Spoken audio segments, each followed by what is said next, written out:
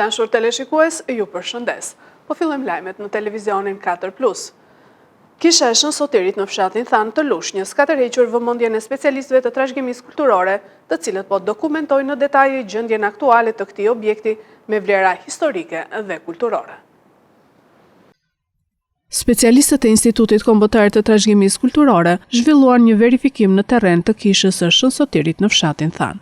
Kjo kishë mesjetare e ruajtur sot në gjendje rrënoje, pas dëmtimeve të pësuara ndër vite, u dokumentua në detaje përmes evidentimit të gjendjes aktuale dhe mbetjeve arkitektonike. Ky hap konsiderohet i rëndësishëm për njohjen dhe mbrojtjen e mëtejshme të këtij objekti me vlera historike dhe kulturore. Kisha e Shën Sotirit gjendet midis fshatrave Than dhe Kosovë e Madhe në Lushnjë. Nga arkeologu Gjera Karaiskaj, kjo kishë është përmendur si kishë mesjetare e ndërtuar në shekujt 8 dhe 14. Gjithashtu, në Muzeun e Lushnjës gjendet një dokument në të cilin përmendet shekulli i 8 si kohë ndërtimit të saj, ndërkohë që thuhet se është prishur përpara vitit 1948.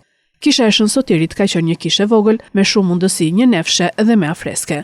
Procesi dokumentimit do të vijojë me hulumtime të mëtejshme shkencore dhe me përgatitjen e një projekti që synon identifikimin e fazave të ndërtimit dhe vlerësimin e kësaj trashëgimie të çmuar, që është pjesë e identitetit kulturor dhe historik të zonës. Nxënësit dhe stafi i shkollës 9-vjeçare Qerm Shkumbin në bashkëpunim me policinë zhvilli orët mësimore me nxënësit e klasës së 5 dhe të 7 me temë drograt pararendse ose të lehta dhe alkooli. Në zbatim të marrëveshjes së bashkëpunimit ndërmjet Ministrisë së Brendshme dhe Ministrisë së Arsimit dhe Sportit për zbatimin e programit Siguria e të rinjve, shërbimet e policisë në bashkëpunim me stafin e shkollave 9-vjeçare të Bashkisë Divjak kanë vijuar takimet sensibilizuese me nxënësit në prani të përfaqësuesve të shkollës, punonjësit social, psikologës, oficerit të sigurisë.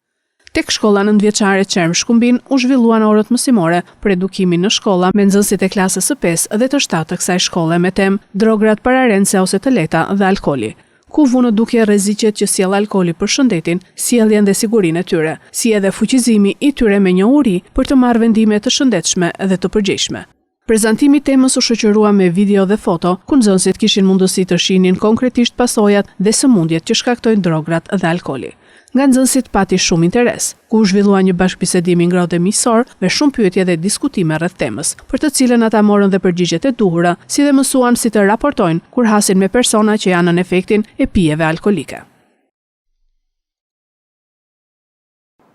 Nënkryetari i Partisë Demokratike Dega Fier akuzon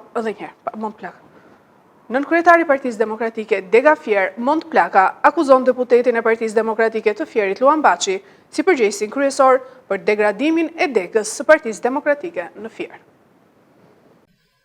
Nënkryetari i Partisë Demokratike të qarkut Fier, Mont Plaka, ka bërë një deklaratë për mediat duke hedhur akuza të drejtpërdrejta për gjendjen alarmante të Partisë Demokratike në Fier. Sipas tij, Partia Demokratike në këtë qark është kthyer në një strukturë fantazm e shkëputur plotësisht nga qytetarët, pa aktivitet politik dhe pas një lidhje reale me problemet e komunitetit, dhe për këtë gjë ai bën përgjegjës drejt për drejt deputetin e Partisë Demokratike të Fierit, Luan Baçi. Përmbytjet në qarkun e Fierit ka qenë shumë të rënda, ku Partia Demokratike e qarkut Fierit ka qenë inekzistente.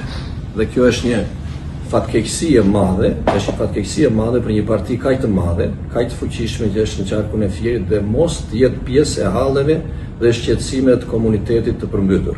Partia Demokratike në Fier është rreth një personi, që ky personi i ndalon të japë intervista, i ndalon të vende hallet e popullit, sepse do vetëm ky që të marrin vëmendjen e demokratëve dhe do vetëm ky të jetë në të ballë të gjitha halleve dhe problemeve që kanë njerëzit. Është fatkeqësi, sepse ne kemi pasur shumë besim te ky person, ky quhet aktualisht është deputet, ne kemi bërë deputet, kemi ulur që deputet, ka qenë kryetari i Partisë Demokratike dhe ky quhet Luan Baçi. Ky është një fatkeqësi për qarkun e Fierit, për qytetin e Fierit dhe për demokratët e Fierit, sepse ka shkatëruar të gjitha strukturat e Partisë Demokratike, ku ndër vite strukturat e Partisë Demokratike, kryetarët e grup seksioneve, kryetarët e seksioneve kanë qenë tërë inxhiniera, doktora, kanë qenë bejsh konkurrime shumë të forta në Partinë Demokratike. Aktualisht niveli i përfaqësimit është shumë poshtë. Sot është 558 vjetori i vdekjes së heroit kombëtar Gjergj Kastrioti Skënderbeu, që është jo vetëm figura më e rëndësishme e popullit shqiptar, por një epokë e tërë e historisë sonë kombëtare. Gjithmonë do të thonë se ka lim ka pëcen push e dit, vëshpata ime, qanë, male, dy. 558 vjet shënohen sot nga vdekja e heroit ton kombëtar Gjergj Kastrioti Skënderbeu. Skënderbeu personifikon jo vetëm figurën më të rëndësishme të popullit shqiptar, por edhe një epokë të tërë të historisë kombëtare. Emri i tij na përfaqëson denjësisht në rrafshin e historisë botërore, si një figurë kyçe që i lidh shqiptarët me perëndimin. Gjergj Kastrioti Skënderbeu, i lindur në vitin 1403, ishte pjesë e familjes fisnike të Kastriotëve. I ati ishte Gjon Kastrioti, udhëheqës i qyteteve më të mëdha të asaj kohe, Krujës dhe Mirditës, dhe ama ishte Vojsava. Ai mori edukim dhe stërvitje ushtarake në oborrin Osman, ku u dërgua si peng në vitin 1415 dhe përsëri në 1423, një periudhë që i mundësoi atij njohuri të thella ushtarake dhe diplomatike. Pas kthimit në atë, Skënderbeu hyri në histori si një nga gjeneralët më të mëdhenj të kohës, si një strateg i shquar i luftimeve mbrojtëse, sepse me një ushtri të vogël mundi të përballonte dhe të shkatërronte taborët e ushtrisë osmane, më të organizuarat dhe më modernet për kohën. Lufta e shqiptarëve me të në krye shënon një kthes vendimtare në organizim politik të vendit, si dhe në forcimin e bashkimit kombëtar. Pasi çliroi Krujën më 28 nëntor 1443, ai ngriti flamurin e Kastriotëve dhe me 2 mars të vitit 1444 në katedralen e Shënkollit të qytetit të Lezhës, Gjergj Kastrioti mbajti kuvendin e parë kombëtar.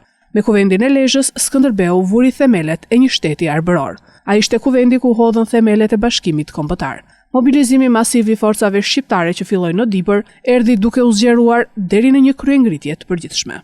Brenda muajve të parë u çliruan disa principata dhe pjesa më e madhe e trojeve shqiptare. Forcat shqiptare më në krye Skënderbeun fituan një sër betejësh kundër ushtrive osmane, si në fushat e Pollogut, të Dibrës, të Ohrit e të Domosdovës, grykat dhe luginat e Shkumbinit, fushat e Ujit të Bardh, të Livadit pranë Ohrit, të Vajkalit e të tjerë. Pas vitesh lufte e rezistence ndaj pushtimit osman, duke udhëhequr luftën e shqiptarëve për liri, Gjergj Kastrioti Skënderbeu vdiq në Lezhë.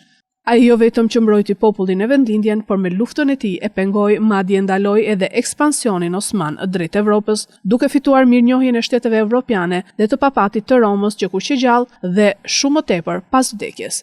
Skënderbeu është një emër i paharrueshëm i historisë kombëtare, i cili përfaqësoi guximin dhe qëndresën e paepur për lirinë dhe dinjitetin e shqiptarëve.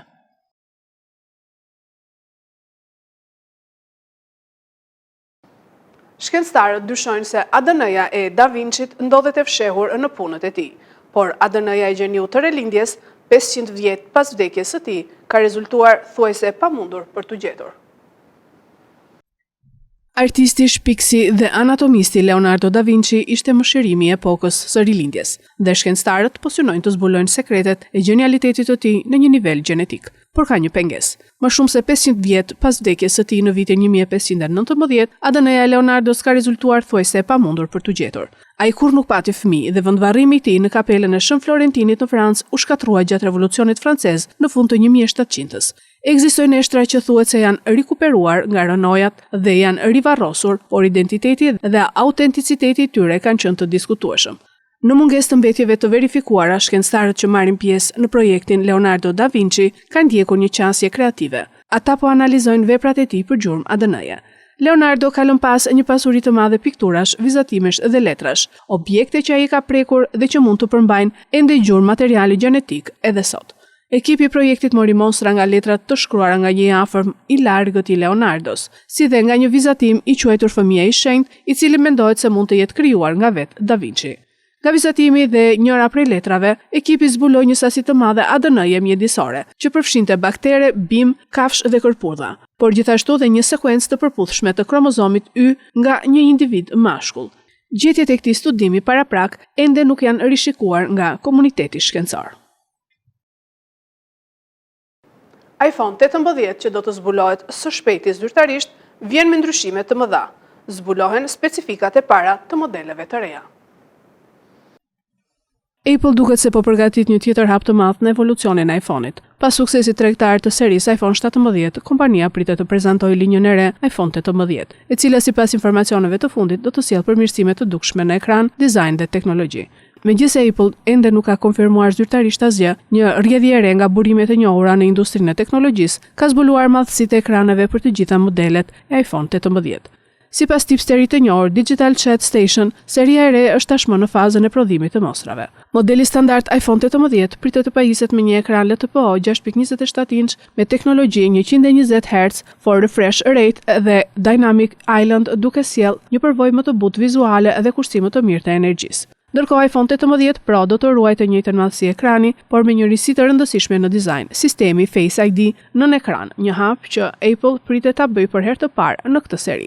Për ata që preferojnë për masa më të mëdha, iPhone 18 Pro Max do të vijë me një ekran LTPO 6.86 inch, gjithashtu me 120 Hz dhe prerje të ridizajnuar nën ekran, duke bërë atë modelin më premium të linjës. Në listë përfshihet dhe iPhone Air 2, i cili sipas burimeve do të ketë një ekran 6.55 inch LTPO 120 Hz, por do të ruaj Dynamic Island në formë tradicionale. Përveç ndryshimeve në ekran, një tjetër thashë themi fort sugjeron se Apple do të përmirësojë ndjeshëm kamerën selfie në të gjitha modelet e iPhone 18, duke synuar cilësi më të lartë për videothirrjet dhe përmbajtjet në rrjetet sociale. Nëse këto informacione konfirmohen, iPhone 18 pritet të shënojë një nga përditësimet më të rëndësishme të Apple në vitet e fundit, ndërsa fansat tashmë po presin me padurim zbulimin zyrtar.